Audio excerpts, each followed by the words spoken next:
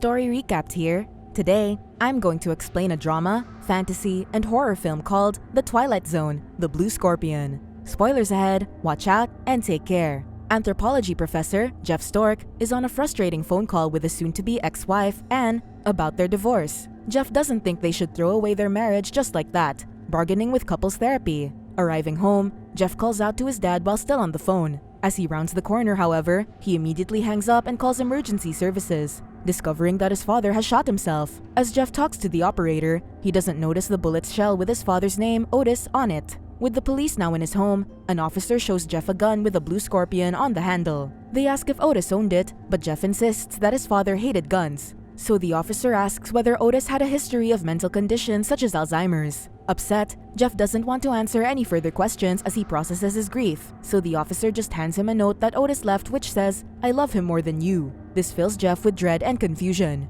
During the water burial, Jeff recounts his father's life and all the good memories he carried. Overall, his father always did what he loved and was content with his life. Thus, after his speech, Jeff is confused about why his father would end his own life. Furthermore, he wonders what the note meant, asking who his father loved more than him. At home, Jeff cleans up his father's possessions and comes across a hidden safe. Upon opening it, he sees that it's well lit inside, with a heart-shaped box with holes on it. Inside the box is a case with a bullet that has Jeff written on it. Freaked out, Jeff immediately puts everything back where he found it. The next morning, as Jeff goes to the university for work, he becomes confused as he starts hearing and seeing people named Jeff. On the way home, Jeff drops by his ex-wife's place to get his mail when Anne greets him with a gun, thinking he is an intruder. It turns out there's been a burglar breaking into people's homes on their street, so she's being cautious. Anne hands him a package from the police station, so Jeff points out that it might be the gun. When Anne tells him that he could sell it, Jeff is against doing such a thing, so she notifies him that she got an attorney, so he'd need the money.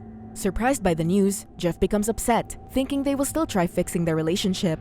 So Anne confesses that she fell in love with another man whose name is also Jeff. At home, Jeff opens the package and sees the evidence packets, including the gun. He checks the gun, feeling oddly curious about it. When he takes out the clip, he accidentally drops it, thus snapping him out of the trance. Checking the other evidence bag, Jeff finds the note left by his father, still wondering what it means. Soon, Jeff looks into selling the gun to get rid of it, so he calls a gun store. Upon hearing the serial number, the attendant asks whether there's a blue scorpion on the handle, so Jeff confirms that it does. With awe, the attendant tells Jeff everything about the gun, saying it's a myth and one that dates back to 1952 from Cuba, made by a man named Elujo. The gun's legend is that you don't find it, it finds you. Because of the gun's rarity, the man offers $25,000 to $50,000 for the gun. Jeff agrees to the price, wanting to just get rid of it, when the blue scorpion randomly fires a shot, making Jeff jump back. Upon hearing the commotion, the gun attendant tells Jeff to send him information about the gun so he can take care of everything. Then, he lets Jeff know that if he's going to put the blue scorpion inside a box, it should have a hole in it because, as the myth says, it's afraid of the dark.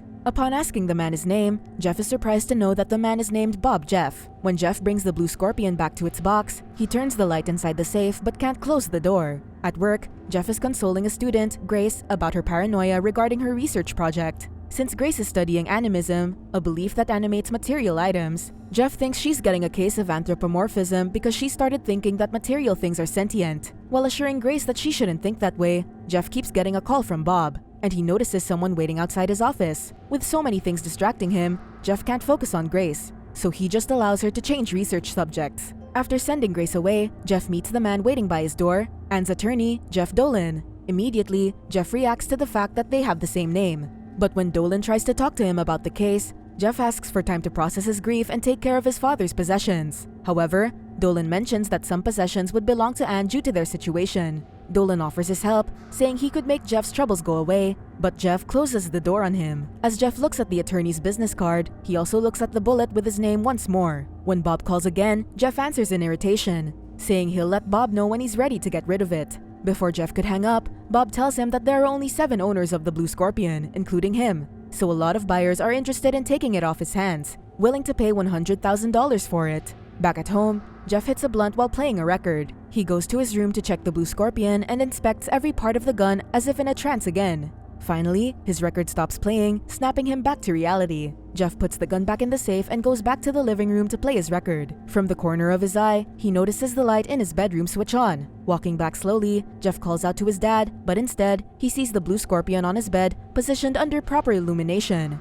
Immediately, Jeff's first thought is that he's too high as he sees Eluhio, the gun's maker, standing in the corner of his room. Jeff tells him that he knows Eluhio is just a hallucination, but the man addresses Jeff directly. He says that the blue scorpion wants to help end his troubles and that the pistol loves Jeff more than anyone. In return, all it asks for is light because it fears the dark. The next day, Jeff goes to the gun range. Though since he doesn't have much experience with this sort of situation, he has a hard time asking for what he wants. The clerks ask to see his gun to ensure it's safe to use, but Jeff stops them just as they're about to touch it. With the clerk asking if Jeff has ever fired the gun before, he says no, and that he only needs to fire it once before selling it. When the clerk asks why, Jeff confesses that he needs to get rid of a certain bullet because he's been encountering people with the same name because of it. Jeff tries to show them the bullet, but the others can't see the name written on it. To his shock, the clerk's name is also Jeff. In the range, Jeff loads the blue scorpion with regular bullets alongside the one that's labeled with his name. After firing the first shot, Jeff fixes his clothing and stands into a more comfortable one before trying again. As Jeff continues firing the gun, he becomes bolder and starts doing different poses to shoot despite it being improper, seemingly enjoying his time. Finally, he runs out of bullets, so he takes out the magazine to check, only to see that the Jeff bullet is stuck. Taking it, Jeff whispers that the bullet will never hurt him. At work, Jeff takes the blue scorpion with him and makes a special spot in his drawer so he can keep it close to him. Putting a blue velvet cloth inside the drawer, Jeff leaves it with a flashlight to keep it illuminated. Later, Jeff meets with Dolan and Dan and sees her with Jeff, her new lover. Inside the office, Jeff tries to greet Anne politely, but she just sits down right away. Before they start, Dolan asks whether Jeff is okay with dealing with the situation without any representation. So Jeff assures them that he's comfortable because he has a friend who will help him and make his troubles disappear. As he says that, Jeff reaches into his bag and takes out a notebook. They go through Jeff's assets and break down which one goes to Anne. Upon hearing that they're also taking Jeff's dad's bass guitar, he becomes furious, angry that they tried to take such a sentimental item from him. However, Dolan reminds him that it's unfair to prevent such a valuable item from liquidation. Desperate, Jeff confesses that he still loves Anne dearly, upset that she tried to take the bass. When Dolan tries to explain the bass rarity, Jeff blows up at him, telling him to shut up.